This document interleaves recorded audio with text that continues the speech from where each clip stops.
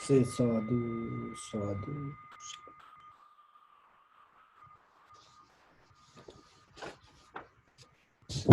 So, dear Dharma friends,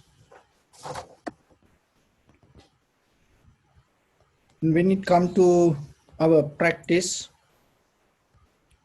our main purpose is getting to the ultimate truth. So, for that purpose, we try in every angle to see where we are in this moment.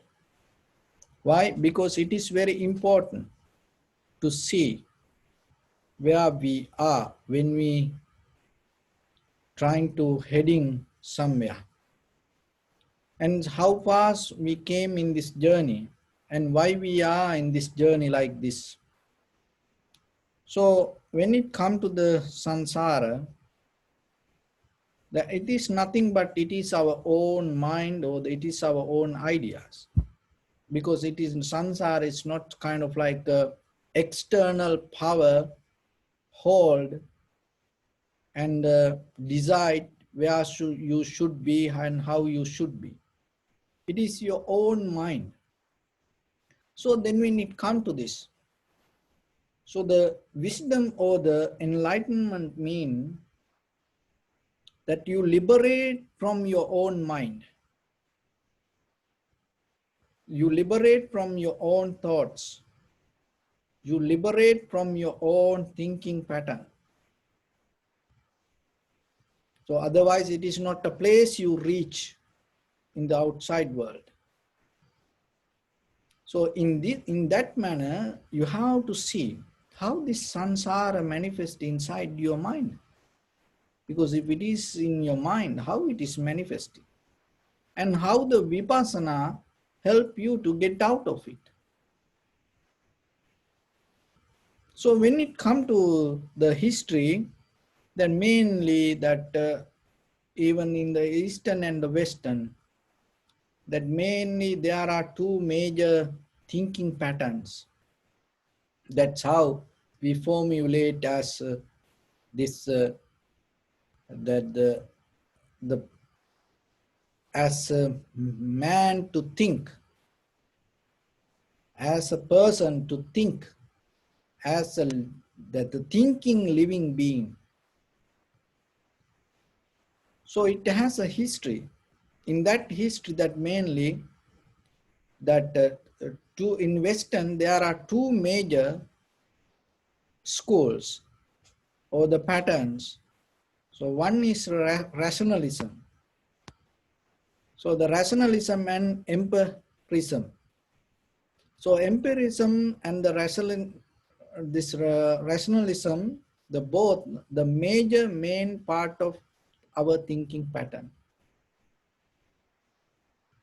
because that is our behavior. That's how we build up our life. So rationalism means reasoning. You go with reasons. What are the reasons? So reasons with your eye, ear, nose, tongue, body, mind. The perception perceived by the perceiver. So that's how you go. Rationalism always, when it comes to even the spirituality, they question everything to make it reason. It should be reasonable. It should be reasonable to your perceptions. And it should be reasonable to your eye, ear, nose, tongue, body, and the mind. So then that reasonable information make you comfortable in it. So whatever that you reasoning, and then you take it as life. And then from your grandparents, and they give it to you, your parents, and then your parents give it to you, and then you give it to you, going to give you children, and children will give you to grandchildren. So like that, it become the culture, tradition, and then it become the knowledge and the wisdom. Empiricism is a experience. So you have to experience it. It is just the reasoning doesn't make any sense. You have to experience. That is where the practical practice, that asking how much experience that you have, how far you went through this.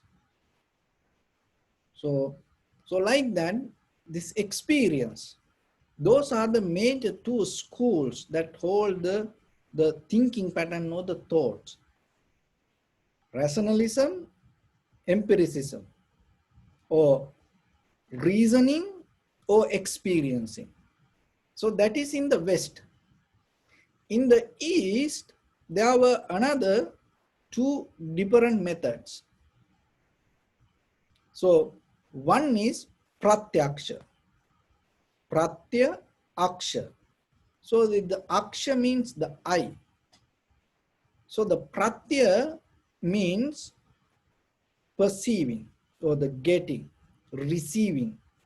So the same thing with the empiricism, the experiencing. With your eye, ear, nose, tongue, body, mind, that you have to experience it. So that is the pratyaksha. With your senses, you have to experience. Another one is anumana. So the anumana means inference, infer. So it kind of like that the reasoning. So this both the similar kind of a similarity you see from the Eastern and the Western. So those are the methods that they use to analyze the world. And then what happened? This is the way we think. Now we mix this all the patterns, and when we try to get something, we use this everything. So, and then it become our knowledge, and it become our thinking pattern, and then we go with it. And then it become our culture. And so in the Vipassana, what it does. So look the very the behavior of the thinking culture of the humanity. Reasoning, experiencing. Pratyaksha, anumana. So this all about outside world. That is why because this all about outside world. The perception perceived by the perceiver. So that is what they question and experience. That is what they reasoning. That is what they looking. That is what they arguing. What they missing? We're missing is the experiencer. And then they used to take this experiencer as a permanent entity. And that's the self. So the self as they took as a permanent entity, and then whatever come to your eye, ear, nose, tongue, body, mind, and they question it through the mind and it through the words and through the argument, through the logic, and try to understand the outside world.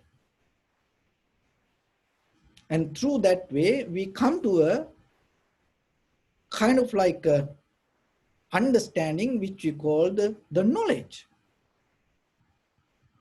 And when the knowledge is kind of like become validate common knowledge. And then it is deeper, it's a thinkers. So if you able to think about this all, about and add some more, and then you become a thinker. So the think, you need some information. So what you get the information, from where you get the information? from the past, or from the method of reasoning, and from the method of experiencing the outside world. And then he become a thinker. Then what he does, he write a book, and then we take it, and then we take it and we read it. We read it, and what he thought, then what we does, we follow it. So still what we does, we still go with the reasoning and experience, and whatever came through his understanding. And that is what called education. So what we educate by books, lectures, and we educate by the theories, methods, experiment, when through someone else, which we go through the syllabus. So that become our knowledge, that become our life.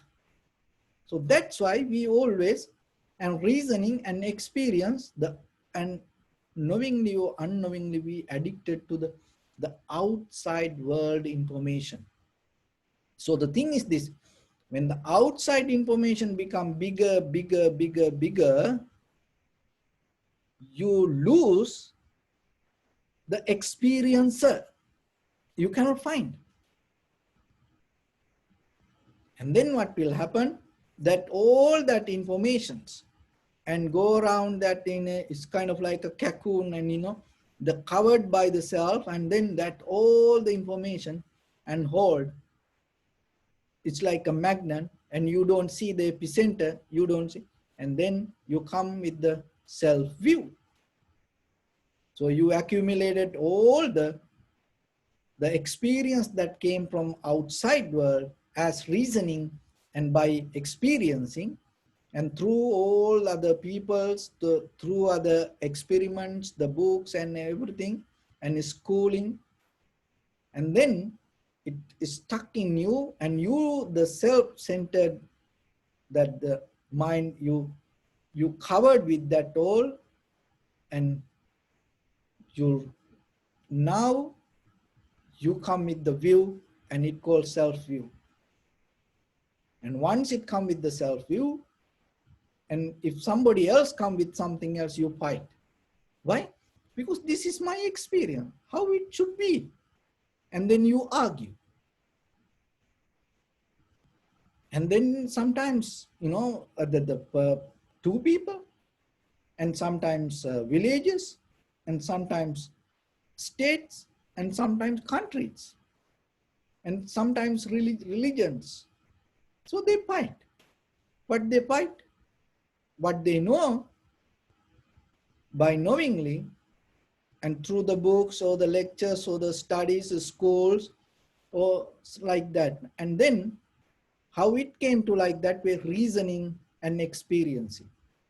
What reasoning? The outside world. So the vipassana is a method, not that go with the entire history of this thinking pattern or the thinking path,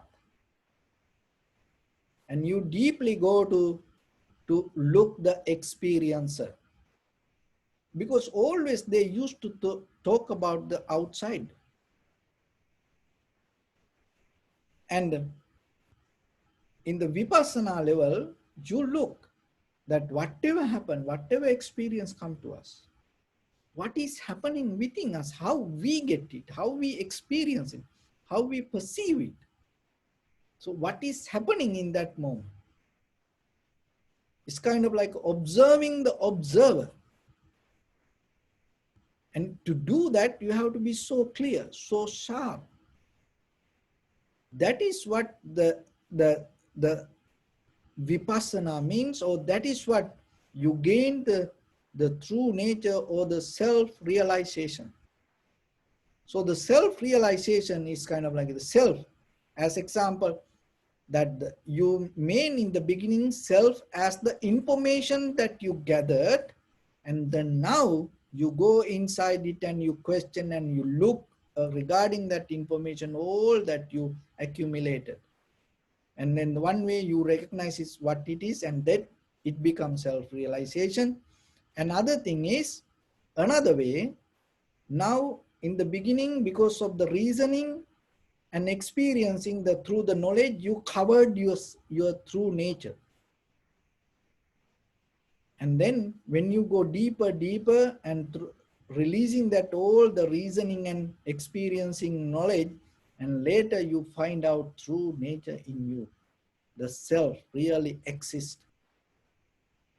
So then recognizing that also called self-realization. And because once you see it, you know its nature also. But if you don't see it, that means your own mind. That's why when we see something, when we hear something, we forget the experiencer because we ponder to outside. So still in day-to-day life, that is what happening to us. So then remember, once a while, when you at home, at least 5 minutes, 10 minutes every day, do little experiment yourself. When you see something, when you hear something, right away, when you smell something, when you eat something, right away, start to observe what is happening inside you. How you take it, how you experience it, how you feel it. Forget about that outside, because all the possibilities there to go with the outside. But you have to be sharp, clear. That's why you develop the samatha meditation to get into that. You have to be sharp, clear to see how you experience the moment and what is happening with that. And then you see, then you recognize the moment by moment, that, that what you experience is always change. Once you recognize the change, then naturally you're not going to clinging to it. You don't need any wisdom, there's nothing to let go. Because in that very moment, when you see the change, in that very moment, you come out of it. And once you see that it's nothing related to the self or the experience or the reasoning, and then you're not going to hold it as you. And also that our mind used to be comfortable with the ideas to find the comfort. And then you find out it is not happening like that. Then you come out of that also. Then there is no resistance against the uncomfort. The comfort and uncomfort both become neutral. It's like an inhale and exhale. So when it comes to that, you completely come out of that clinging or the desires or the becoming nature. In that very moment, that is where your liberation happens. So that is how little by little, you can go deeper. And but at the same time, remember, rather than looking for the outside, because that is how we learn, and that is that all the knowledge and everything available for that, and we learn to do that things, and that became our life. But only we are the one who can question and or observe ourselves. There is no animal can do this, because all the animals inbuilt, they have the inbuilt nature, go with the patterns or the habits to respond to outside. They have no ability to respond to inside. So we are the one who have that ability. That's why the human life is the most precious, the existence, the moment that you can have in this universe as a being, because there is no other animals can do that. So then when you have that ability, use it. Because if you use your ability to outside, it's like animals. What the difference? You know, when the animal afraid, they run. When the people afraid, what they does? They also run. You know, if the two dogs, and fight and bite each other, human, they fight each other. bite and fight, it is only little different. Words, only the words. Otherwise, the action, the same action, same kind of reactions. But we are more capable. You are more important than that. That's what you have to understand. So then always remember, if you responding to outside world, there's nothing. It is just, it's just worldly nature. But if you able to moment, to reverse and observe inside and see what is happening, it is a kind of like you change this entire universal pattern for a moment to reverse. It creates so much different inside you, even for a moment, if you able to think about it. But to go with the world, even you don't need to do anything. You don't need to eat, you don't need to sleep, or you don't need to wake up, or you don't need to wash your face, or you don't need to do anything. Just live the way you will see it will go. Why? Because that is the way it goes. That is what called sansara. But the nibbana is the you completely, rather than going with the outside world, you start to look inside. In that very moment, entire universe start to change according to your behavior. And it's become so powerful. It becomes so powerful, and it needs so much energy, and you become so strong with that. So that's why it's worth for you at least give a try, little by little, little by little. So then remember, rather than going with the outside, it's more deeper looking inside and seeing the very nature inside is the, the method. And when you see inside what you see what is in Dharma. And that is where you recognize what the Buddha said. And then when you do it, and when you say to the next one, next generation, that's how this go, generation to generation, generations to generations. So this is your opportunity, and try yourself. So with that, I bless upon everyone. With this good practice, may all of you be well, happy and peaceful. May no harm come to you. May no difficulties come to you. May no problems come to you. May you also have the patience, courage, understanding, and determination to meet and overcome inevitable difficulties in your life. During this time period, may everyone stay healthy and safe. And finally, may all of you attain supreme bliss of Nibbana. Sabbitiyo vajjantu sabbarogo vinassatu mate bhavatantarayo sukhi diga yuko bhavat. Ittavata cha amnihi sampadam punya sampadam sabbe deva anumodantu sabba sampatti siddhya. Sabbe bhuta anumodantu sabba sampatti siddhya. Sabbe satta anumodantu sabba sampatti siddhya. Idam me punya kammang asavattaya vahang hotu sabba dukkha pamuncatu. Bless you.